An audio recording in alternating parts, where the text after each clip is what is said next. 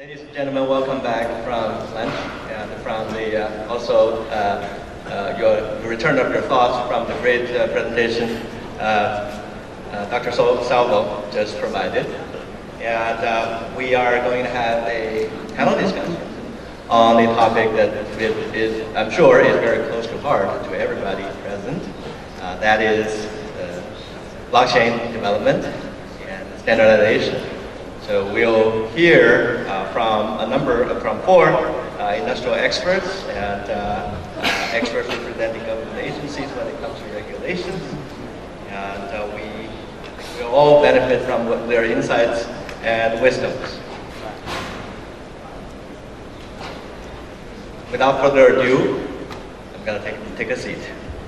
And now, seriously, without further ado, let me open up the discussion by inviting the panel to share your point of views on the various alliances now active in the blockchain ecosystem, including R3, Hyperledger, EEA, among other blockchains, or sometimes some organizations prefer not to call them blockchain anymore.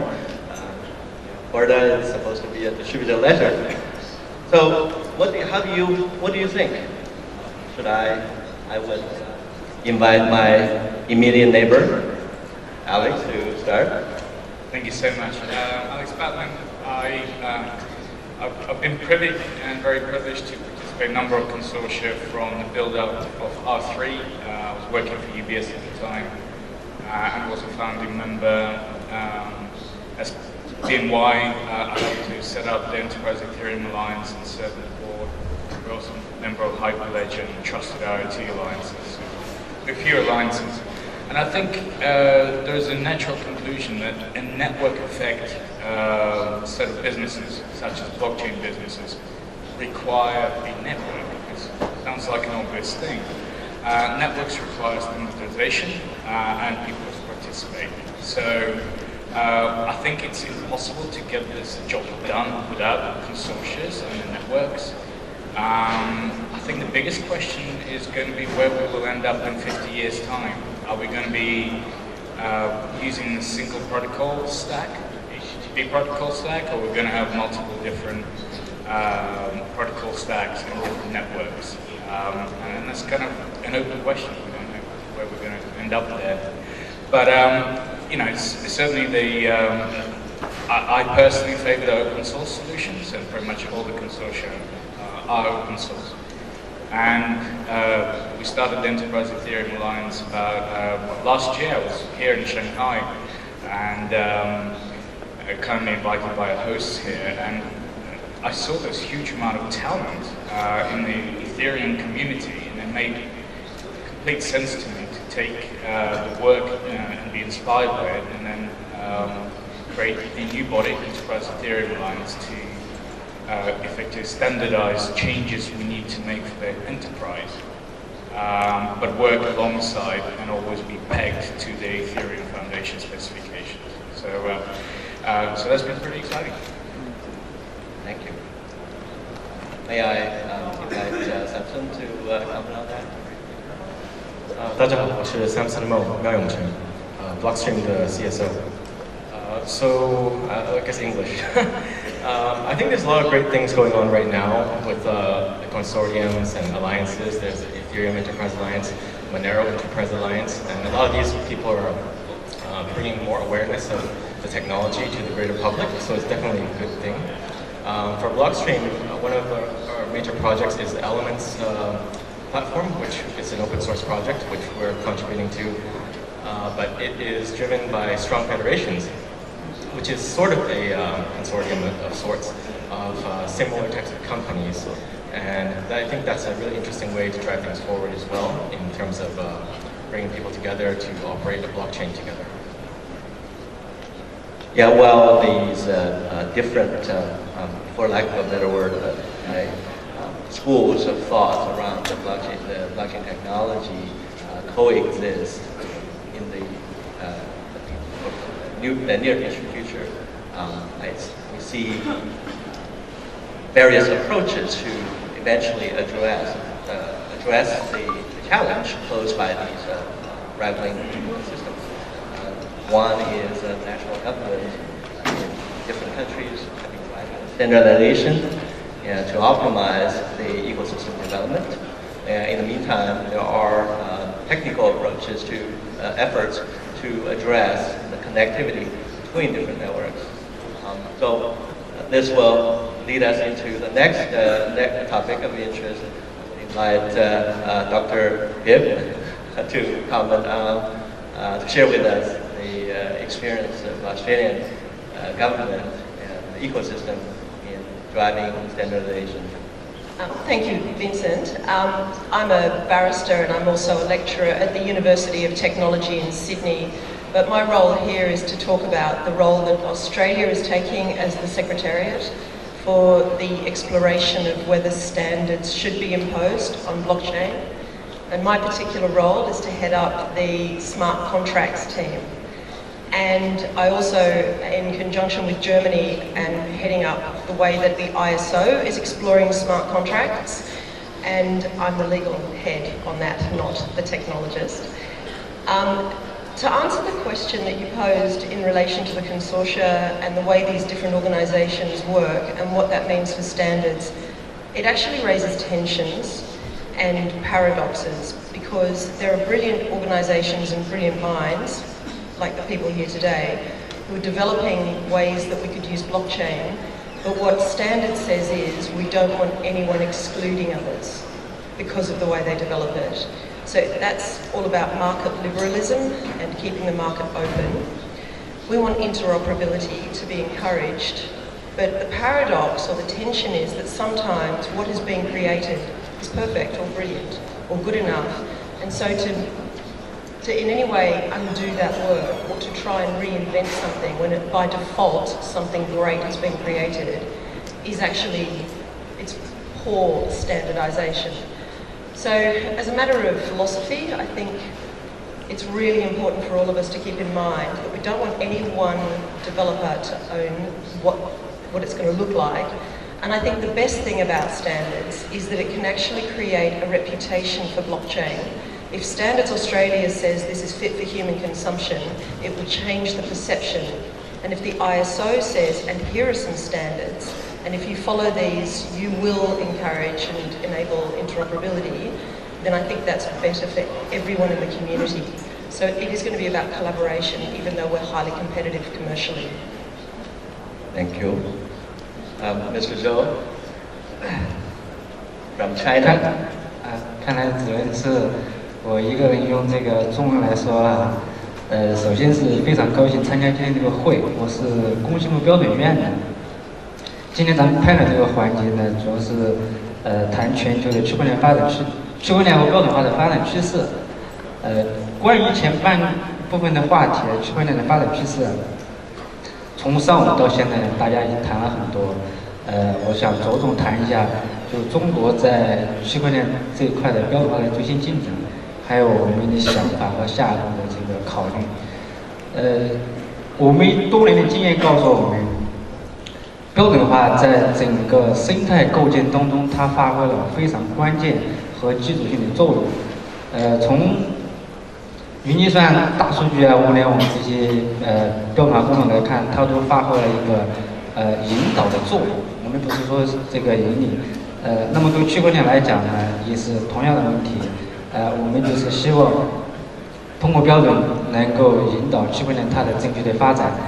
包括今天上午Vitalik 讲到的很多关键的问题，标准在里面都能够发挥一个重要的作用。这是第一个观点。第二个观点呢，关于目前的进展，包括全球、中国的。刚才菲利潘女士介绍了他自己是在牵头这个 TC307，就是 ISO 下面的智能合约这一块。中国现在在这一块相对来讲投入少，我们最多的投入是在区块链的参考架构。参考架构毫无疑问它是个方法论。那么目前的最新进展呢是今天上午，国际上讨论出一个最新的成果，就是确定了区块链的用户视图和功能视图，回答了两个问题。第一个问题是怎么用区块链，第二个是怎么来建区块链的系统。这个成果很快就会出来，我想它对整个行业的这个发展的促进作用是非常大的。借这个机会呢，其实我也特别感谢像肖总啊、有万象这样的大企业，为国家做了很大的贡献。这是目前我们关注的重点之一。那么从中国来讲，下一步我们还在标准化方面会做哪些事情？核心是2件事。第一个是组织建设，我们会在中国的国内成立一个和 TC307对应的这个技术委员会，这是第一个。第二个呢，在数语啊，在区块的数据格式这一方面呢，我们会这个加大这个投入。第3点呢，最后想分享的一个观点呢，就是标准它是完全无国界的，而且它是技术型的，所以我们特别注重国际合作。在13号的时候，我们中澳之间就借这个机会，专门有一次针对中澳的这个标准化合作的交流。我听我的同事跟我反馈呢，交流的情况比较好。这是第3个观点。最终我们还是要把标准落到应用上，怎么运用？从方法论上来讲，我们核心就是要去推这个，把标准和开源社区的建设能够很好的结合，能够更好服务于产业的发展。这是我们下步的这个整体的工作考虑。谢谢。Thank you. Can I just make one comment? Now, I don't speak a word of Chinese, but this is the best example of why standards are important. Because I didn't understand a word you said, which means we cannot collaborate. And if we can't collaborate, we can't create value. So if you just wanted to have one example where standards are important. Thank you. Thank you for apart from the national government's efforts in standardization, promoting standardization, nurturing the ecosystem, what I take away from Mr. Zhou's comments, from the technical community, there are also have been many efforts to connect the different chains by enhancing the functionalities of the protocol layer. I would invite Samsung to kick off the conversation. I'd like all of you to join in to share your view, your observations on the ongoing and past efforts, and where do you see this going? Okay, so I think right now, for a lot of the public blockchains, the currencies like Bitcoin, Litecoin, with SegWit activated, it actually opens up a lot more possibility. So we can start to work on smart contracting solutions. We can implement Lightning networks, which will lower transactional costs, which means that you can do a lot more transactions at volume through payment channels. And there's also the possibility for atomic swaps that now make sense between chains. So you can have a Lightning channel on Litecoin, a Lightning channel on Bitcoin, and do atomic swaps between the two. And possibly even with Ethereum. So I think that's definitely an area that should be pay attention to in the coming months, just to be able to interoperate between different blockchains. Also for our Elements platform, we can have multiple asset types in one chain as well. So you can also do these rapid transactions between different asset classes. I think one area that's been completely underlooked is semantics, because what is blockchain? It's messaging, which then code operates on. Depending on the message, the semantics of that message matters, and how you express the business logic of the smart contract matters as well. So for instance, there's a whole set of technologies called the semantic web that's been explored for a long time right now, which tries to bring about the ability to add semantics to transactions, so that even if they're expressed in different formats, you can have computer conversion between those two. So I think there's a lot more work to be done personally about adding the semantic layer to blockchain, so that the data that is transferred between those is much more transferable. I'm happy to add something to that in relation to the semantics. I think that that's a really important point. And as a lawyer, and from the legal perspective, one of the questions that is often asked is, in relation to smart contracts, is it also a legal contract?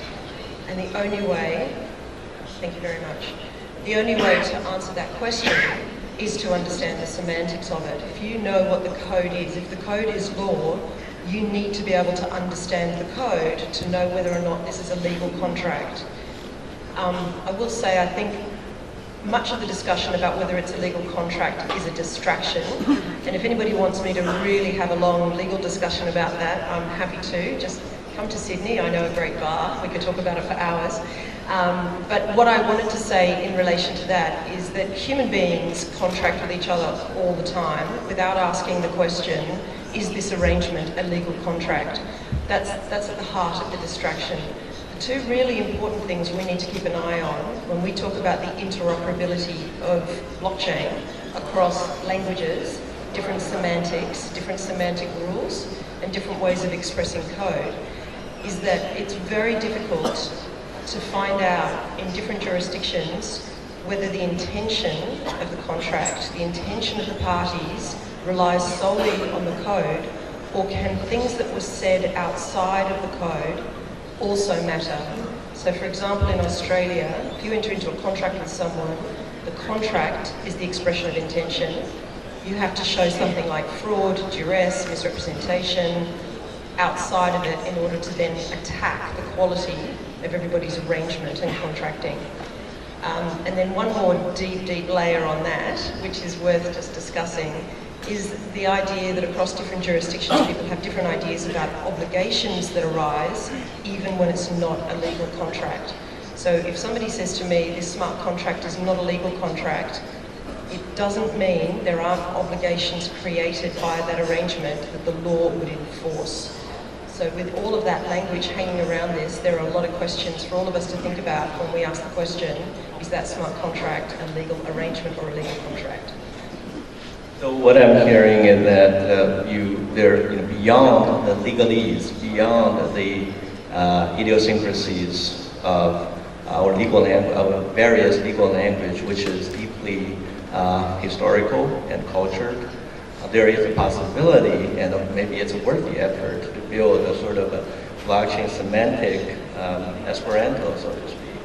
Esperanto is the example I've been thinking of, that's correct. So we do come up with a universal language that we all speak, code is close, but yeah, maybe a blockchain to solve that problem is what we need, with a smart contract speaking to the blockchain networks that have assets, identity.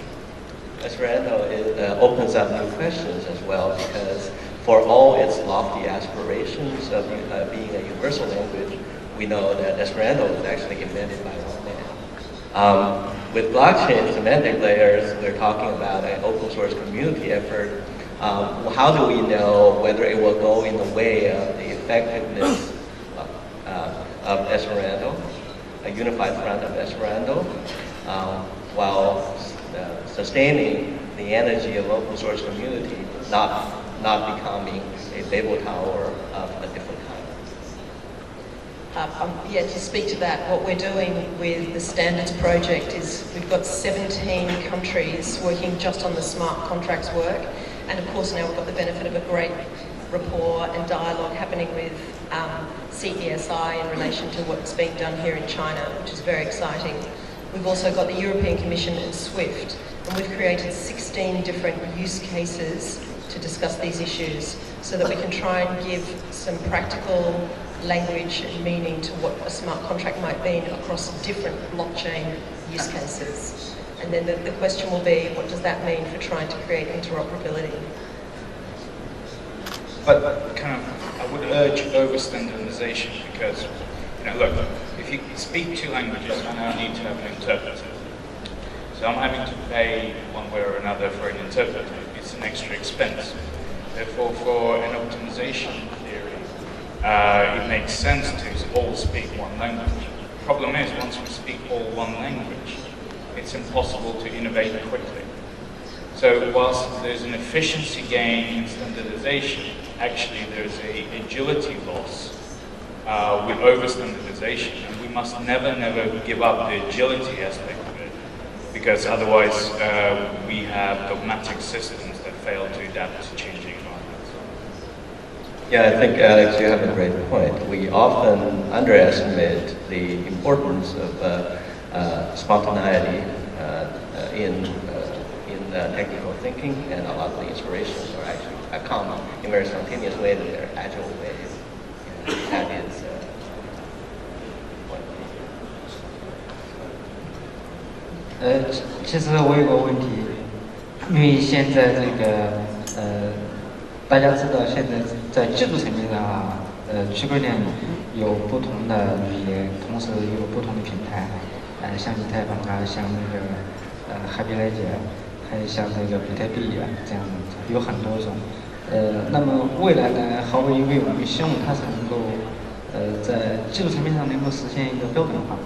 就像刚才第一位先生提到的，Alex 提到的，就是标准它其实是构建全球的通用的一个语言。我觉得这个比喻比较恰当。那么我想问两位，菲利帕还有 Alex， 他们对于下一步就是说，在全球制定针对区块链底层平台统一的价格这样的一个标准，他们是一种什么样的看法？我认为是非常关键的。这一个。The question is, in short, for the sake of time, is how do we, so from the government's point of view, from the standardizing agency's point of view, is there an action plan of taking all these insights into consideration and execute it in an effective level through a technology domain that's mainly driven by open source? Yes, so the plan is, that's a great question, thank you. The plan is at the moment to produce a series of documents that we will share with the other groups who are doing standards work around reference architecture, ontology, definitions, governance, trust, and we will all together have not just the legal side, which is more related to smart contracts, but the technologists are also producing their answers to what is a programmable application, when does it become a smart contract, and then seeing what all the contributors want to say about whether or not it's important to unify and standardize, and at what level. Because you can do it at levels where you just say, let's at least all agree to definitions and agree to an interoperable platform with a series of ways of describing code. But then you could also be much more prescribed and give more definition at a much lower level or a deeper level. And I think that will take more time, and so we're doing it in an iterative way. In November, we're meeting in Tokyo, and that will be a full session of everybody discussing where they're up to. But over a 3-year period, we hope to come up with standards. And then the question always is with standards that we don't impose them.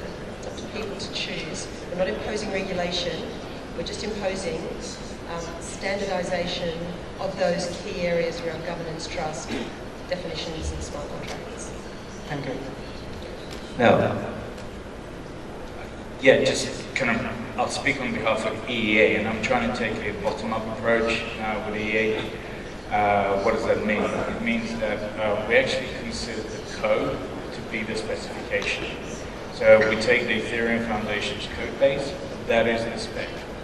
Everything that's language above that, that's a distraction.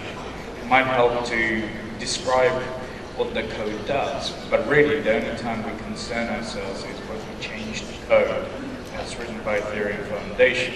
At that point, we create a new Delta specification. And then we try to take a very agile approach. So instead of trying to say, look, how can we solve privacy for everything in the world? That's impossible because you need the context to understand what privacy looks like. PEP lists are public data about an individual, but transactions that reference individuals must be private, so context matters. So we're taking a very code-driven approach to specification. You tell us a new proposal, we'll look at it, we approve it. If the next one comes along that equally is good but requires certain change to the previous one to work together in harmony, we refactor the specification and then we move forward. And then the final bit, which we absolutely insist on, no specification without code. If you can't prove that that code works, then the specification is pipe dream rather than implemented. Those are some of the tenets we're taking forward. Greater specification. So actually, Alex, that's a really good point. So if you're looking at the code as a specification, it's also important to look at the consensus mechanisms too. Because even if you have the same code implemented in two different languages, you can still have a consensus level breakdown for things outside of the code. So, like if there's two implementations, one of them is using a slightly different system, they could even have a breakdown at that level. And also to consider what you said earlier about code is law, you also have a problem with rolling back a blockchain, or if there is a reorg or a network split, then those things that need to be taken into account as well. Now, ladies and gentlemen, indulge me a second while I wax Chinese poetry. These are two very popular lines in Chinese poetry from about 1,000 years ago. It said, 不识庐山真面目，只缘身在此山中. So you don't recognize the shape and profile of the mountains because you're inside the mountains. You're in the middle of the mountains, right? So you cannot. So I think for new technology evangelists and leading developers, there's always that danger. Sometimes we let our technical perspective, purely technical perspective, to overwhelm our thinking. And there are notable examples back in the internet age, and there are more recent examples with Google Books and copyrights. So where do you see lesson learned probably in the last 3-4 years when it comes to the technical perspective conflicts with the regulatory, with the industry logic, with adopters, the priorities, and going forward, how do you think the open source? It remains to be driven by open source community. How do you see the open source community maturing and further developing to make sure to minimize the conflict between those different perspectives?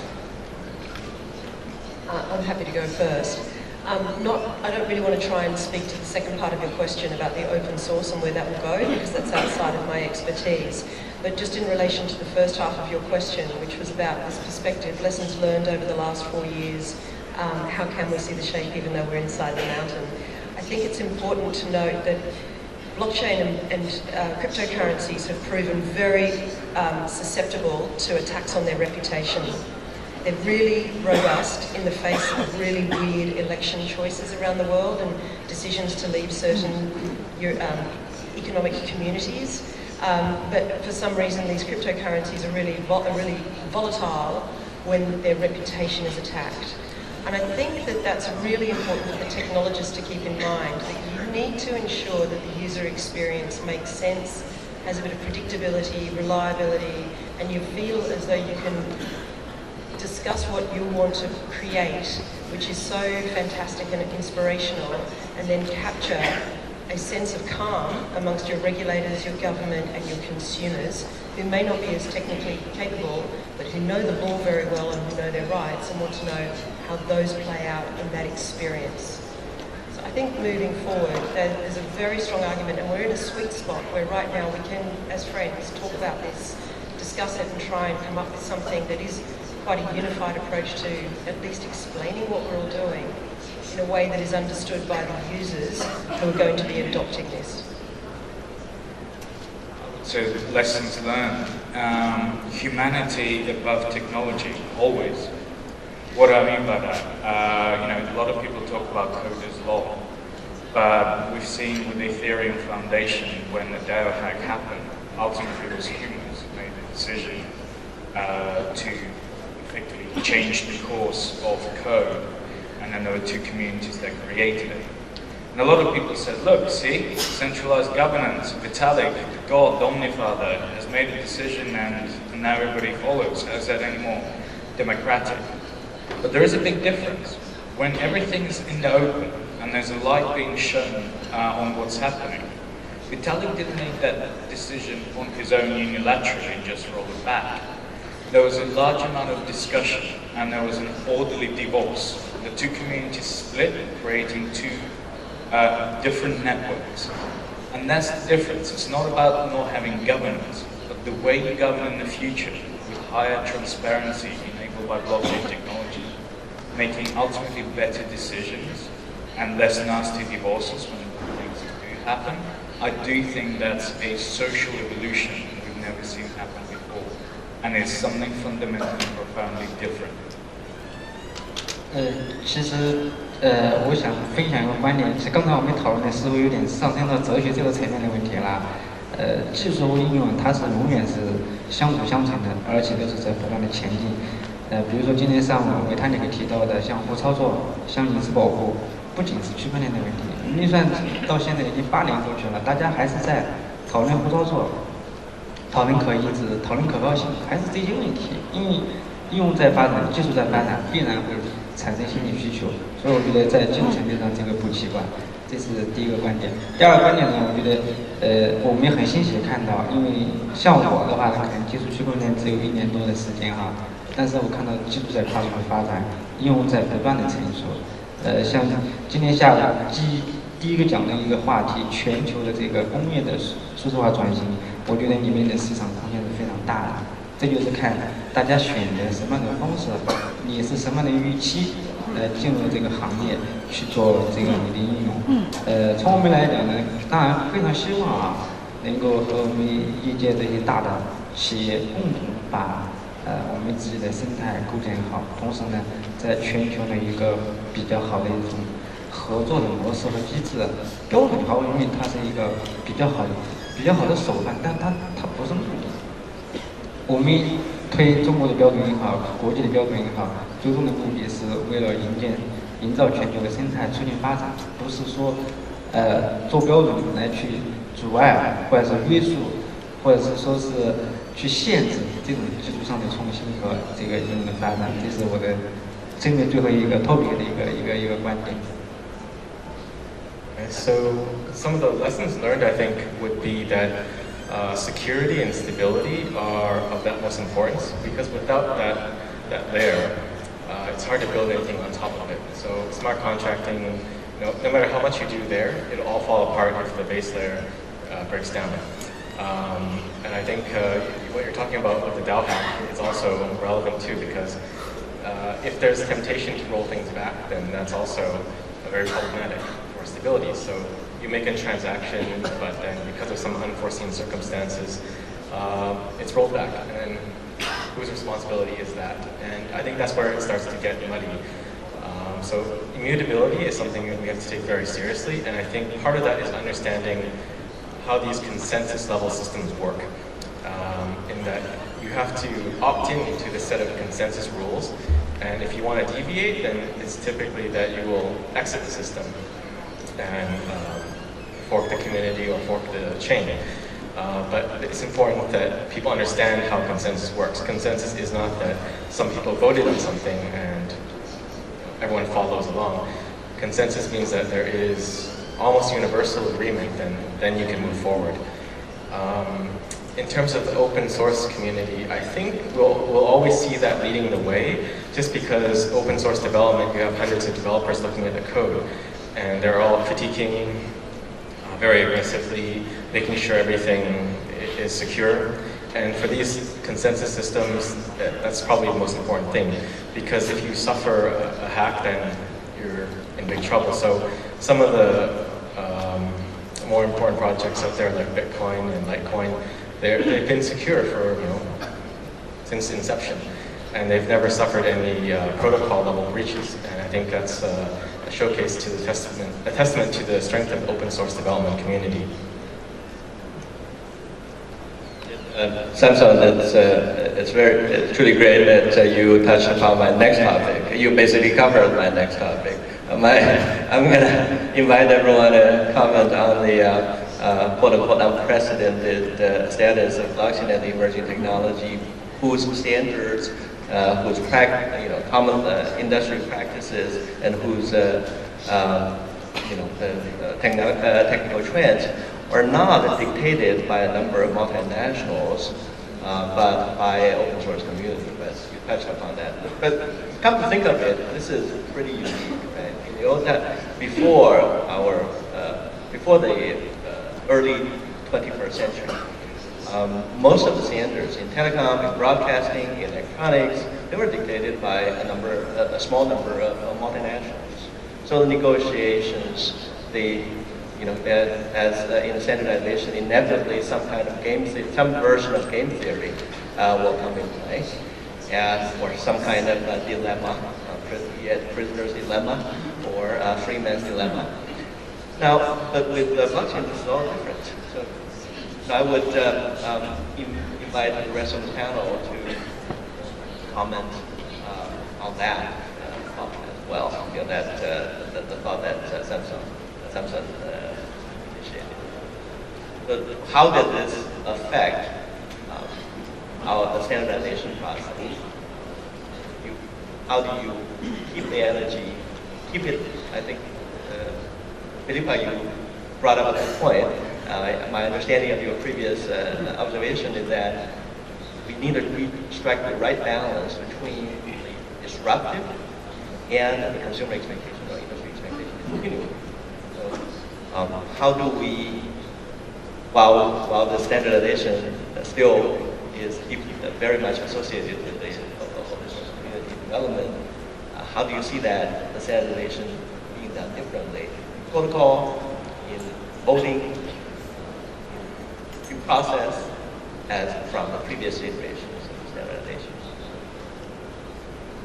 I don't have a lot of experience with how standards have been imposed in the past. I know the stories around Edison and Bell and the way that standards were imposed in relation to electricity and telephone. But let's just all remember that people still don't switch the light on in the same way. And there is a light in my hotel room at the Hyatt that I've still not been able to switch off. And I really wish that standardization could just come to light switches, because I slept with the night light on last night. I don't know how to turn it off.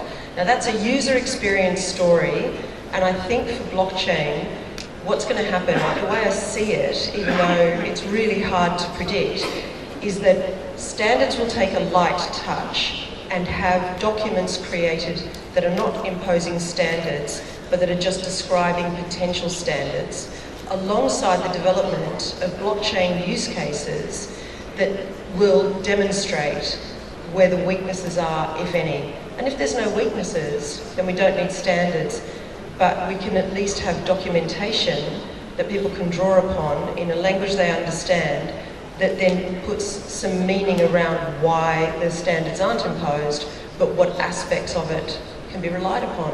And it's all about encouraging a better reputation for it with a light touch. And we have got a very light touch. This is not about imposing regulation. This is about taking use cases and trying to work out how do you make it a better user experience for government, regulators and users, for consumers, so that internationally one particular group doesn't own the way it's all going to go. And I know it's open code, it's open source and it's being shared, but there are still different approaches being adopted, and some cowboys, some fraudsters, human beings will find new ways to cheat and defraud each other, and I think that that's where the weaknesses lie, and standards can help with putting language around reliability and reputation.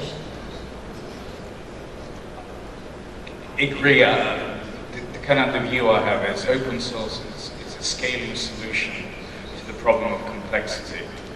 100 years ago, most people, very intelligent people, could have pretty much understood and known all the learnings that humanity produced. 50 years ago, a single individual was no longer able to do that. Go forward 10 years from now, I suspect no single organization is going to be able to do that. So open source is our attempt at scaling productivity with increasing complexity factor. It's just a natural evolution of our organization. We shouldn't resist that. We should explore how to optimize that. 刚才大家都谈到了对开源的看法。其实，我对开源的看法是这样的：我认为开源它是一种标准，而且它是一种更有影响力、更有这个深远影响的标准。一般来讲，我们语言当中会把开源看成一种实物的标准，就是它的这个不断形成的。另外呢，因为时间关系啊，我有个小的建议。其实，现在我们很多人对于区块链这个行业，我在里面到底应该是谁，我应该干什么这个问题，其实我觉得大家可以，把它和互联网的发展阶段做个对比。我们现在初步的想法是，就是现在的 solution 是这样的，就是说，我们认为呢，像区块链它的出现以后，对于传统的软件和集成企业是自然存在的。但是像今天的新浪和搜狐这类企业在哪里和未来的 BNT 在哪里，我觉得大家可以把它和互联网做一个对比，你会发现有更好的这个收获。谢谢。I think you brought up a great point. That is the analogy, the frequently made analogy between blockchain and the internet. I think the similarities are the similarities are definitely there, but dissimilarities can be as interesting or more interesting than similarities. The way the internet technology is woven into the fabric of whatever data fabric that was there, it's hard to imagine in the pre-internet age, was different from the blockchain. Can we agree that for security, if we really want the data ownership protection, the blockchain needs to be built much deeper into the data fabric? And that poses a challenge, which is our last question, last topic for discussion in the panel. That is, we have been talking about the converging forces that support standardization. But there are, while it further matures, while blockchain is further adopted by industry, there are also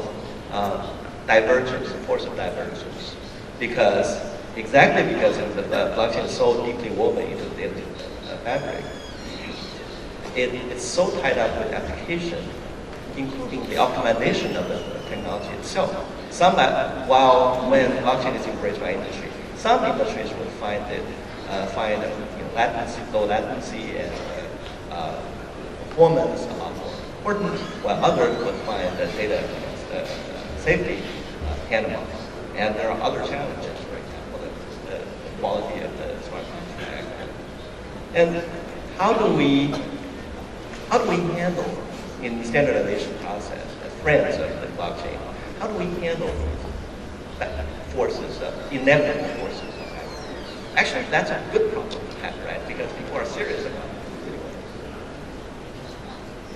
it. You just talked about the topic of my white paper I'm writing for this Technical Standards Committee, EEA, published. Sounds like a plug, sorry. But the key there is what I'm looking at is context is everything. So in some contexts, you want censorship-free movement of data, and therefore you want to have proof of stake, proof of work. In other cases, you want regulation because you want to guarantee transaction processing or kind of anti-money laundering or financing checks. So depending on your context, you will have different configurations of blockchains, often trading off between, for instance, privacy, confidentiality, censorship-free, resistance, etc., etc. And I look at this as configuration parameters on your network. So think about your intranet and your extranet, and your intranets will be defined for you specifically.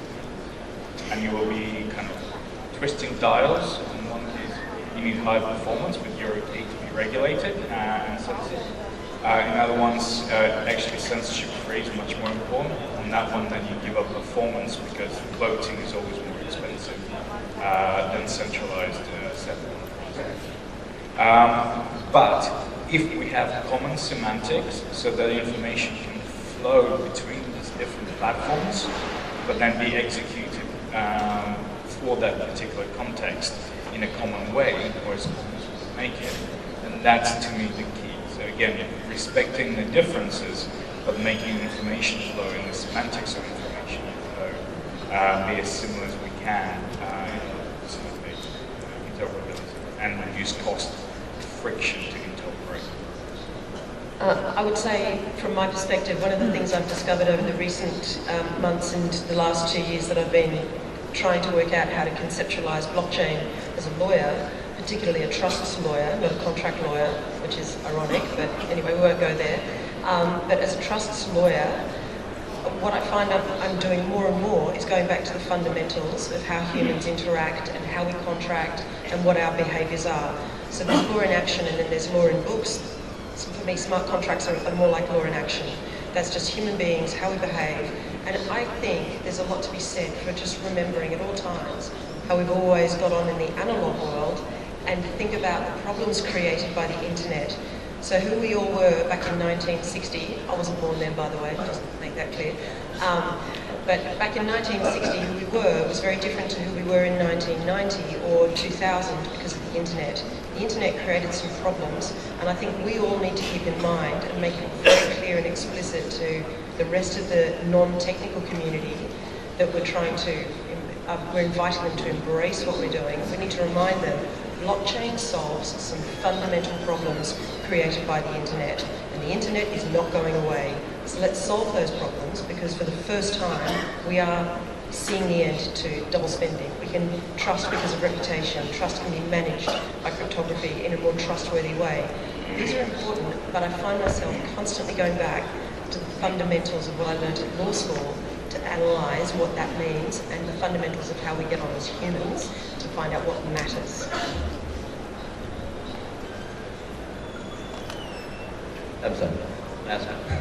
So yeah, I think that trust and those fundamentals are definitely important aspects, and I think you originally were saying that there will be divergence, right? I think that it's a natural divergence between different use cases of blockchain technology. So you'll always have the public blockchains, more like a store of value, like a precious metal that is doing its own thing, and then you'll have these custom applications for enterprises that will be very specialized with its unique rule sets. And I think if you're using the same technology as one of the public blockchains, you'll have that ease of operability, and you can do a smart contract that pays out in a token of one of those public blockchains. Great, thank you all very much. This is a great discussion. And the unifying quality, I'll just make one last observation. The unifying quality of this panel is the proactive stance to embrace the technology trend while knowing there are a lot of hard work that needs to be put into it. So let me end the panel discussion with one of my favorite quotes. The best way to predict the future is by creating it. Thank you all. Thank you. Thank you very much.